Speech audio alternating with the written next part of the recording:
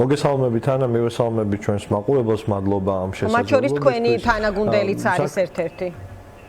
კი ბატონო, მივესალმებით ჩვენს თანამაყურებელს და პირველ რიგში თავისუფლება პოლიტიკურ დევნილებს, თავისუფლება სინდისის პატიმრებს, მზეა ამაღლობელს, ზვიად ცეცხლაძეს, ვეფხია კასრაძეს, ვასო კაძელაშვილს, ყველა სხვას დანარჩენს, ვინმეს გვარი რო არ გამოვჩეს, ადამიანები დღეს არიან ბოროტი, ძალიან უშნო, ტრაგიკული წარმოდგენის მონაწილეები. საქართველოში არ არსებობს სასამართლო სისტემა. საქართველოში გვაქვს აი ეს კლანის მიერ დაპატრონებული პოლიტიკური დაკვეთის შესასრულებელი რაღაცა წისქვილი. ბოროტების წისქვილად იქცა საქართველოს სასამართლოს სისტემა, სადაც არავის პატარა ბავშვსაც კი არა აქვს მოლოდინი, რომ იხილავს სამართალს, დასკვნათ, ხო, აი რაღაცა მთავარი პრინციპი, რასაც არის სასამართლო ხელისუფლებაში ის, რომ მოქალაქეები მას ენდობოდნენ როგორც ადგილს, სადაც სამართალს იპოვეს. საქართველოს მოქალაქეები სასამართლოს არ ენდობიან როგორც ადგილს, სადაც სამართალს იპოვიან. ეს იციან, რომ არის ბოროტების წისქვილი, სადაც არავითარი ერთი ოქროს ხაზი არ არსებობს, რომელსაც შეიძლება გაყვედა სამართალი იპოვა. ვასო კაძელაშვილს და ვეფხია კასრაძეს სხვებთან ერთად, რომლის პროცესიც ახლა მიმდინარეობს და ჩვენი თანაგუნდელებიც არიან, მთლიანად ტყუილზე შექმნილი ამბავია. არ არსებობს ბუნებაში ის ბრალდება, რომელსაც ამ ხალხს აბრალებენ, მაგრამ აქ ხო ეს არ არის მთავარი. აქ ხო მთავარი ის არის, რომ ვიღაცა რუსეთზე სულ გაყიდულმა აგენტებმა, შალვა რამიშვილმა, სხვა წარმომადგენლებმა პოლიტიკური კლოუნადისა ელაპარაკათ ამაზე, რაღაცა ვითომფარული ჩანაწერები გაეკეთებინათ და საზოგადოებას, რასაც აკეთებდა საბჭოთა კავშირი. ანა, საბჭოთა კავშირის დროს სასამართლო იყო ეს, ხო, პოლიტიკური სასაკლაო ადგილი, სადაც პოლიტიკური ნიშნით, პოლიტიკური მიზნებისთვის იყენებენ ადამიანების ცხოვრებას და ეხლა ვეფხია კასრაძის, ვასო კაძელაშვილის და იმ უამრავი ახალგაზრდა ყმაწვილის, ბიჭიც არა, ყმაწვილების ცხოვრებას იყენებენ და მათ ცხოვრებას აქცევენ ტრაგედიად, აქცევენ ჯოჯოხეთად და იყენებენ მხოლოდ პოლიტიკური კომუნიკაციებისთვის. არავითარი კავშირი ამას სამართალთან არ აქვს. სამშობლოს განსაკუთრებულ მოღალატეებს და მოსკოვის მარიონეტებს, როგორც არის მამუკა მდინარაძე და სხვები ხშირად წამოწდენიათ, ხო, ბოდიში მაინც მოიხადონ. ამისთვის არის ღიმილის ბიწების, ჯინსების თაობის სასამართლოებს უყურებთ. ეხლა ჩვენ უყურებთ ერთის მხრივ სულ გაყიდულ ჯალათებს, როგორც არის ვინმე კოჭლამაზაშვილი, რომელსაც დღეს უყურებდით, ხო, რომელსაც თავი უკანკალებდა, კისერი უკანკალებდა, იმიტომ რომ იცოდა, რომ აბსურდს აკეთებდა, სიბინძურეში ყოფდა თავს, რომ ერთი ადამიანის მიუხედავად იმისა, რომ ეს ადამიანი შეიძლება იყოს მიხეილ სააკაშვილი და ბევრი ადამიანი მას აიდენტიფიცირებდეს როგორც ბევრი პრობლემის ავტორს ამ ქვეყანაში, უსამართლობის ღირსი მიხეილ სააკაშვილიც არ არის, არავინ არ არის. ადამიანები ერთხელ ცხოვრობთ და ვიბადებით იმისთვის, რომ მინიმუმი სტანდარტის სახელმწიფოში ცხოვრობდეთ, სადაც სამართლის პოვნა შეიძლება. ამ უსამართლობისთვის არავინ არ არის, არავის გაწირვა არ შეიძლება.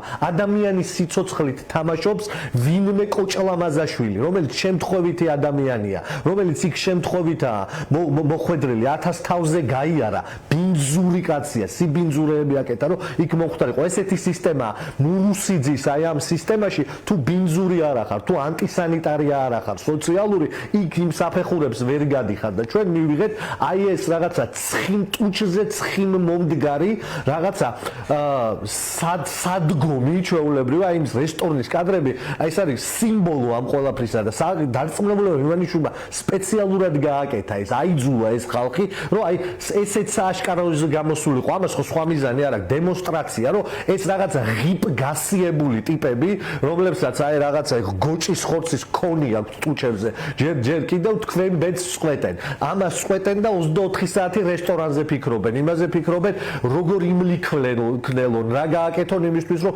მურუსიძემ კიდე ერთი საფეხური წინ წაწიოს, რა ლექსი უთხრან, რამდენი ესა რა ქვია, რუმბი ღვინო დალიონ. აი ეს არის, ხო, აი ეს არის გადაგვარებული ადამიანი, გადაგვარებული ქართველი, რომელიც დღეს წარმოადგენს სასამართლო სისტემას. ამის მთავარი მიზანია საზოგადოების მთლიანად ჩაგდება სასოწარკვეთილებაში, რომ აქ სამართალს ვერ იპოვი. ეს მხოლოდ გამოიყენება პოლიტიკური ნიშნით და დღევანდელი დღე ამის ნათელი დემონსტრაცია. ამიტომ ამ ქვეყნის მოქალაქეებმა ყოველთვის ყოველთვის ერთი და იგივე კითხვა უნდა დაუსვან, როგორც რაღაცა ლაიტმოტივი ცხოვრების საკუთარ თავს. ამ ხელისუფლებამ ჩვენ სად წაგვიყვანა? დაგვაკავშირა იმ ევროპას, სადაც სამართალი არსებობს, სადაც ადამიანები სასამართლოს სამართლისთვის დადიან, თუ დაგვაკავშირა მონღოლეთს, რომლის ტყვეობაშიც ეს ქვეყანა დიდი ხანი იყო. აი ეს არჩევანი აქვს გასაკეთებელი ადამიანებს. უკეთესად ცხოვრობენ დღეს, თუ არ ესად ცხოვრობენ დღეს, ვიდრე 12 წლის წინ. აი ეს მარტივი კითხვები ანუ ყველა პროცესის მიმართ, ხო იგივე 11 დაკავებული საქმე ცალკე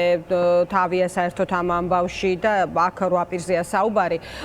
ზვიად ცეცხლაძე, ვეფხია კასრაძე, ვასილ კაძელაშვილი, მათ 6-დან 9 წლამდე თავისუფლების აღკვეთა ემუქრებათ, გორგაძე, ირაკლი მიმინოშვილი, ინსაფ ალიევი, თორნიკე გოშაძე და ნიკოლოზ ჯავახიშვილი ჯგუფურ ძალადობაში მონაწილეობისთვის არიან დაკავებული 4-დან 6 წლამდე თავისუფლების აღკვეთა ემუქრებათ ასევე.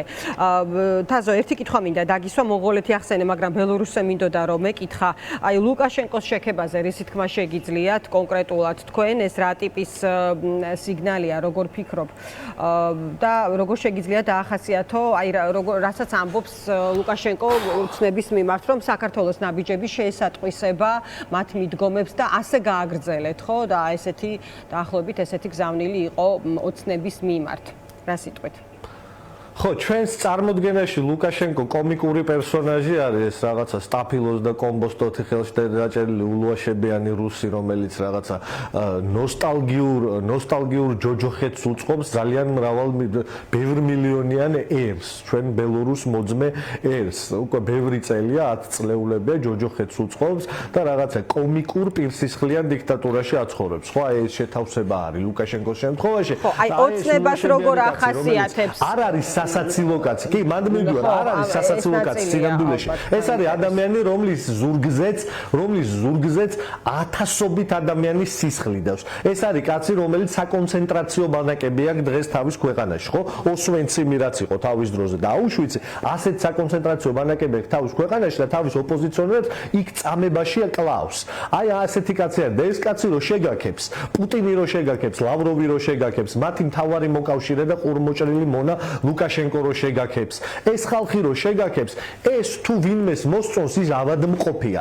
ვინმე თუ თulis რომ ეს სწორია და ესე იგი სწორ გზას ვადგავართ, ეს ავადმყოფია. ლუკაშენკოს გზა, ვისაც ამ ქვეყნის გზა გონია, ის სამშობლოს მოღალატე. ამაზე მარტივად ამის თქმა არ შემიძლია. თავის ქვეყანა არ უყვარს არავის, ვინც თulis რომ ლუკაშენკოს გზა ამ ქვეყნისთვის სწორია და ფაქტია რომ ლუკაშენკოს გზას ვადგავართ, ხო? როდესაც ჩვენ სიტყვის თავისუფლებას ვღუდავთ, ჩვენ ქვეყანაში ფინანსურ ტერორს უწყობს საზოგადოებას, ევროკავშირს წილხს უთყავს, შენ ლუკაშენკოს გზას ადგახარ და ლუკაშენკოს გზას ერები მიყავს აი ჯოჯოხეთში, რაშიც ახლა ბელორუსი ხალხი არის.